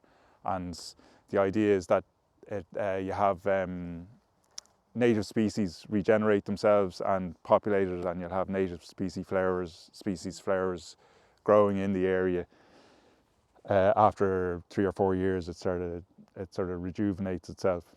So this is sort of an area that it isn't part of the sort of farm managed area, but it's managed specifically for diversity and to encourage native species flowers, natural flowers to grow, to help with the whole pollinator thing. And I think you know, it's an important thing in Ireland that there's more areas like this, and that there's more areas that are managed for pollinators and for insects going forward, because you know the whole focus on tidiness and the aesthetic of tidiness, you know, we need to sort of change that aesthetic a little bit. Like, you know, as everyone has a piece of ground that the majority of people have a piece of ground that they're managing, and they mightn't be managing a big farm. They might be managing a big farm. Maybe they're managing a farm, let's say a dairy farm, and they manage that in a particular way. But there's bound to be spaces on the dairy farm that could be allowed to run a little bit wild and not be managed so methodically, you know. And it's a net positive for the whole society. It's a net positive for a farm, let's say, to have areas like this that are managed for diversity, because it comes back to what I was talking about earlier, about there being a positive impact of having these pollinators around, a positive impact about having species of insects that are going to be keeping, let's say, your aphids under control and things like that, you know. So to have, even on farms that are using toxic chemicals to insecticides or whatever, if they had areas like this, that would be a positive impact for them as well, you know. And every farm has somewhere that can be managed like this, really, I would have said, you know. For us, like, it's nice to have it around the house. Like, I have a very different aesthetic for what I want my garden to look like, you know. And I have my kids change now. Like, I say to them that all these green lawns, that's just a blanket of one colour green, it's boring, like, you know. It's boring to look at. And that, yeah, the green desert. The green desert, yeah. And you see it on the sides of the road now, the more areas that are getting just cut back, and the green desert along the side of the road as well. And you know, the amount of diversity that we've had over years along roadsides, that's been taken away, and it's, you know, it's having a negative impact on biodiversity. And all we have to do is really change our aesthetic. Like when you drive along a roadside that has loads of diversity in it, loads of different heights of plants, different colours, like it's nicer to look at. You just have to sort of change you have to think about it a little bit, you know. Yeah. So we've been managing this way for, I think, about 4 or 5 years. And we do the same with the grass on either side of the avenue on the way up. So it got cut in September, and this is getting cut in February, and we're going to see what the differences are. But in the middle of the summer, like, there's all these lovely tall grasses that are growing on the side of the avenue, and the same in here. You know, they could be up to this height, and you know, beautiful seed heads and things like that. And down along the avenue just here, like, we'd have vetches and various other plants that are grown, and like, it's quite pretty, you know, and it flowers as well, like, you know. So. And would you notice the grasses come up? They should do, yeah. So this, like, this would have been part of the big. It was a big tillage field at the time, yeah. So, and it was managed tillage land since the 70s, and I think I started managing this particular plot in around it would have been around 2004. So and when we built the house, then this would have been part of the lawn, and then it was just let go. So, but like, even people could have half a lawn and half of this. Like, it doesn't. It's nice to have But it's just about sort of working with nature, really, which is sort of where we're at. Like, yeah. I suppose if I can just add, like, it links into hedgerows as well. Like, and in the hedge code we have an action, you know, to have the grass margin beside a hedgerow, like, as well as having wildflower areas on lawns. You know, it's really important to have margins alongside the hedgerows, because, you know, when we think of a hedgerow, you might just think of the trees, but actually it's a big part of, like, you know, there's a whole different components to the hedge. Like, you have your trees on some hedges, like in Mary's place, you know, you have the beautiful ditches alongside some of the hedges. There could be earth banks. And then the margin is another part, because, like, if you have nesting birds in the hedge, if you have the bumblebees, they do need somewhere to kind of you know, forage or to nest as well. Like, the bumblebees, they might feed on the white thorn flowers, and then they might feed on the flowers in the long grass as well. But actually, the bumblebees will also nest in the long grass. So unlike honeybees, bumblebees and solitary bees nest in things like long grass. Some solitary bees will bury into bare earth. They'll nest in cavities, like in stone walls, for example, which are also found along hedgerows. And so, you know, I know in the pollinator EIP, that was kind of a big component, was that the project team, you know, were creating nesting habitat for pollinators, as well as creating pollinator friendly areas. And so that's why leaving components of it, like if you have a wildflower meadow in your garden or your estate or whatever, try to push for them to leave some long grass over the winter time as well. Like, as well as having it in the summer, in the winter, those bumblebees will potentially be nesting. In the autumn, you might see them flying around some of the areas of long grass. They'll be looking for dark spots to overwinter. And so that's why, you know, we need to think about where they feed, and then also where they nest. And so in the hedgerows, that's why, you know, if you have a hedgerow, you know, where you can, try to leave that grass margin as well, and not to apply pesticides and fertilisers to it. So the same mower, tractor-mounted mower that I use for making hay, it's the same one. It's a little bit tricky over that side, where I have the fruit trees. But you know, invariably I end up leaving bits around the trees, and once most of it is cut, the diversity can sort of spread then, you know, sort of my theory. So I'll use the mower, and then I let it dry out a little bit, and then pick it up with the baler. So it's about trying to make it as simple as possible. Yeah. More beneficial to take away the grass. Yeah. Yeah, it is. Yeah, so it's more beneficial for the, and I suppose it's about letting light down to the soil to allow the various different flower seeds to germinate. It's a sort of a central part of it is taking the grass away. On the soil fertility end of things, like if you're mulching and putting the grass back into the soil, that can benefit the soil microbes. Will take it back into the soil, and it can benefit the soil carbon and be food for the soil microbes. But in this situation, it's more beneficial to take it away, and it doesn't have to be cut. You could graze it either. So you could have an area that's just grazed once a year in September, and then you don't have to be burning any diesel or going to any bother. You have it fenced off the rest of the year, and then just open the fence and let the livestock into it for a short period. Yeah, exactly. Yeah. Just as long as it takes for them to graze it down, and then you fence it off again. Then yeah. So it's just it's interesting to have these methods, or to know how to do it. And like Katie was saying, there's a huge proliferation of garden centres selling wildflower seeds, or pollinator friendly mixes, and they're not necessarily native species. They're not necessarily suitable for our pollinators, whereas stuff that's in the soil already, and there is a massive seed bank there. You can see from the first field we were in, where I didn't get to sow the cover crop, there's plenty of plants that came, and they're native species plants, and so they're doing the job. So the seed is there, and what seed is there is most likely native species. It would be a small minority. So in this area, I'd be working with I think it's 6 other farmers. So I got specialised equipment for applying the biodynamic preparations, and as a result of it, I've applied them for 6 other farmers around the area.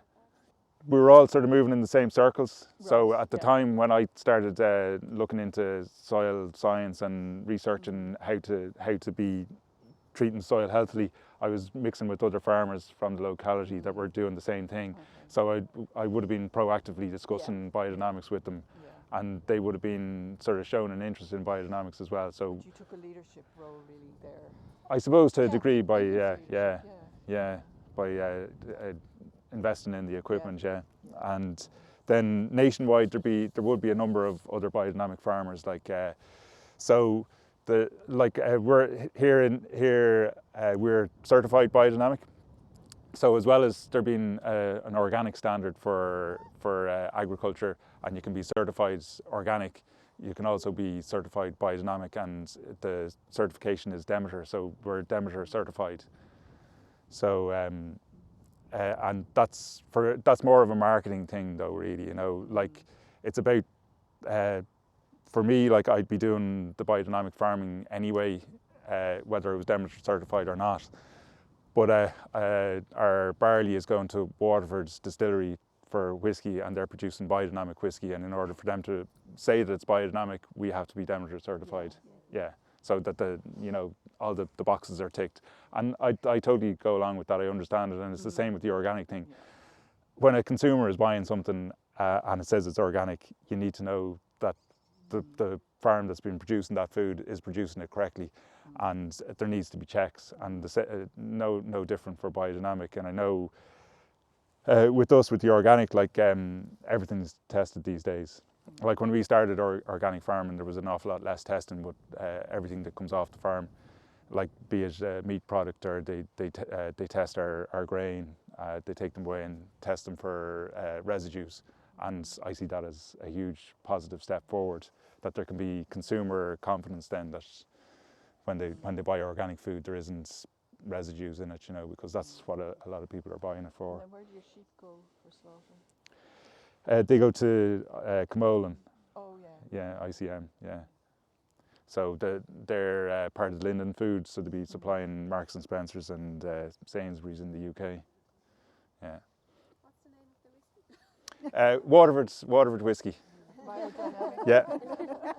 So yeah, if you Google Waterford whiskey, they've a good website, and they put an awful lot into into their marketing, so they do. So if you buy a bottle of biodynamic Waterford whiskey, my name will be on the back of it.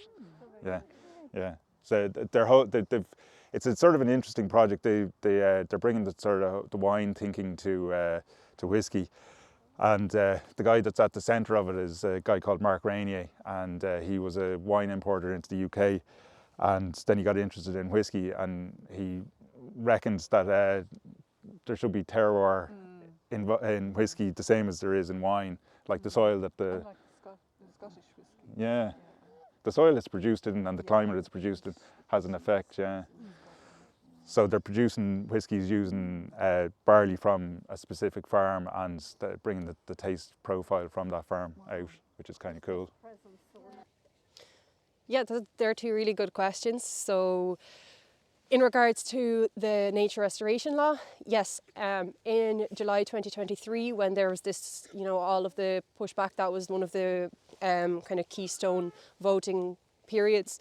The Irish Environmental Network and Environmental Pillar and other European NGOs were getting people to sign petitions.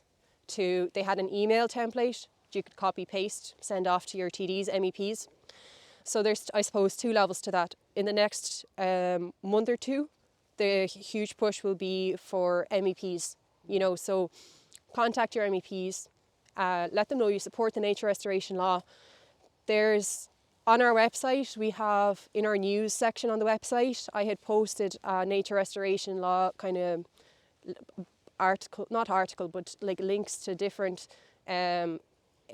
places where you can find more information. And you can look at the previous email templates there and essentially get the text for what you want to write to your MEP.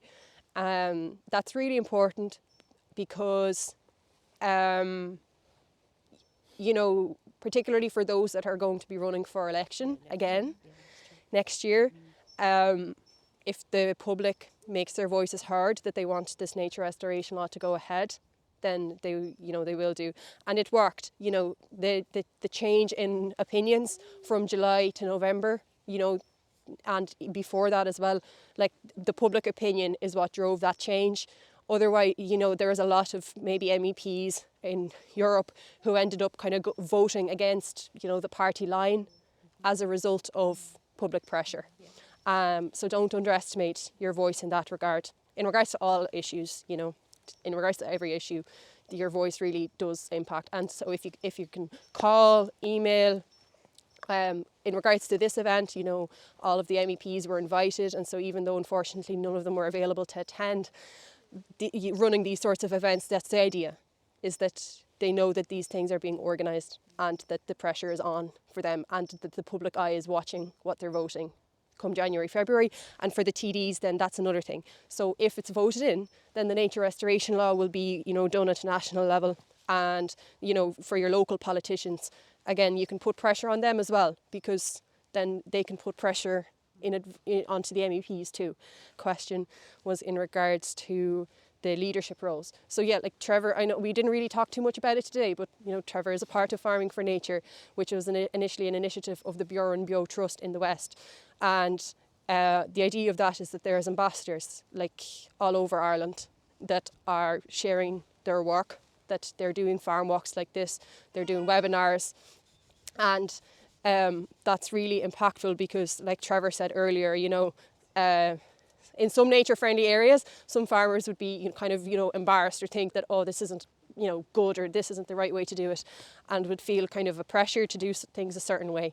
And there's a lot of research on that in social science in terms of what is the good farmer, what does being a good farmer mean, what do the pressures look like, the social pressures, the financial pressures, etc. What are they being rewarded for? And so for people who are taking leadership roles like this, it's really important that there's people supporting them. So coming along to walks like this is one way. Sharing all of the information that you've heard today with everyone, with people in conversation is another way, because the way that we'll shift that perspective of what does being a good farmer mean is through the wider general public. We're the consumers, we're the friends and families of farmers. If more friends and family think, oh, this is a great thing, and are having conversations with farmers on the issue, then people who are, are already doing good actions, they'll feel that they're being noticed, recognised for it, and will be encouraged to continue doing that or do more. So that's a really powerful way. I don't know if that answers your question, and sharing it on social media as well. Like, you'll never know who will see, even if you only have like 50 followers on social media. If you're on Instagram, you never know. Like, there could be like a couple of people in there who'll see something that they've never seen before, and it'll get them thinking about it. And so social media is another powerful tool. And then the other call to action, I suppose, would be doing it yourself.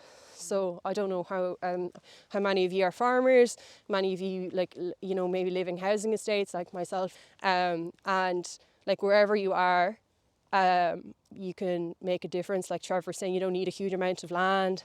If you don't have space in your garden, start viewing your housing estate land, your local park, like view your community spaces as yours, because you can have an impact on how they're managed through like local biodiversity groups, through the tidy towns, through working with the council. We planted a hedgerow in the housing estate, and I was knocking on the doors of houses, asking them if they're okay with the hedgerow being there, and they were like, oh yeah, like I've wanted something there for years, like I didn't realise I could just go and do it, and the thing, like, it's your space, you're living there, you bought the house there, it's a shared area, and so why not do something on it? Yeah. There's heaps of money out there at county council level, like heaps. Contact your heritage biodiversity officers and ask them what's available and what's open right now. Like, there's literally no problem. Like, in regards to hedgerows, our local biodiversity group applied for funding to run a training day to buy tools. So we're buying like bill hooks, like axes, saws, the whole shebang, and having that as a shared kind of tool library for the community. Don't, think it's a lot of the time the funding sources are there. It's just people's time and time constraints and ability to run these things. And like in regards to farming, if you're a farmer, like look at these sorts of EIPs that Trevor was involved with. I work for another EIP called Farm Pete myself, and there's other EIPs like Farm Carb and the Bride Project. Like, there's so many of these initiatives now around Ireland, and there'll be more launching. And so if you have, ask your advisor to keep an eye out for them, to notify you if something comes up. They might hear of stuff before you do. And keep an eye out, maybe email the department, ask if there's anything open in and around your area, and sign up, express interest. Particularly with these results-based schemes, like in the Farm Pete project, people can join, get their land scored, get money in the pocket, and all of the actions are actually voluntary. So it's up to them what they actually do in terms of actions, but they're getting the benefit of being rewarded for the habitat quality that they already have. So that's an action you can take, at farm level. And support local producers as well. So Farming for Nature, they have a products and offerings page on their website, where they list like all of the different services and products that the different farmers there offer. So these are the ambassadors, they're the leaders. And so a really easy way you can support them is by purchasing things from them. And so go onto that website, have a look, see what's there. There's loads of different things like meat, vegetables, dairy. Some of them are offering like campsites or farm walks or different services and events. Like, I don't know, you can host your wedding there or whatever. Like, there are some places offering these things. And also if you're maybe struggling to find someone local to you, one place you can find it is the Open Food Network website, openfoodnetwork.ie. There's a list of producers around there that do like vegetable boxes, fruit boxes, meat boxes, and you can order them. Some of them will do delivery, like they'll do delivery, say, and so you can order them online to your door, and that's really convenient as well. And your farmers markets, of course. So I don't know, is there anyone else who has anything to add, or like questions of things we missed or things you want to shout about? Just want to share, if anybody who well, I suppose it would go against general farm management, all right. Yeah, like the majority of farms would. There's way too many farms that cut their hedges every year, and it's about not losing valuable land that you can crop or grow grass on, and also about not scratching the side of your tractor, your mirrors, or being able to access it with machinery. And I suppose the Teagasc guidelines would be 3 to 5 years, so we wouldn't be even within that, you know. But I think that needs to change, you know, and the guidelines need to change. And I think in the current era, when we're looking at ways to manage climate issues, and there's a huge focus on planting forestry, and there's a huge amount of money being pushed into forestry, like the scientific community hasn't really sort of caught up, and there isn't a model of what positive effects allowing a hedge to just grow has, you know. But like in Ireland, we've a huge bank of hedgerows, and I'd see it as a very simple win, like, you know, a very easy win if they could be allowed to grow. Where I was showing you just the sheer width of the hedge, the amount of carbon that's putting into the soil has to be huge, and it'd be much easier to talk farmers into allowing their hedges to grow even for 5 years, like I say, and there'd be a carbon win, there'd be a biodiversity win. And biodiversity loss is a huge subject at the moment, you know. So I think the Department of Agriculture and the Teagasc guidelines wouldn't necessarily match in with what I'm doing, but they should change. And I suppose it has to come from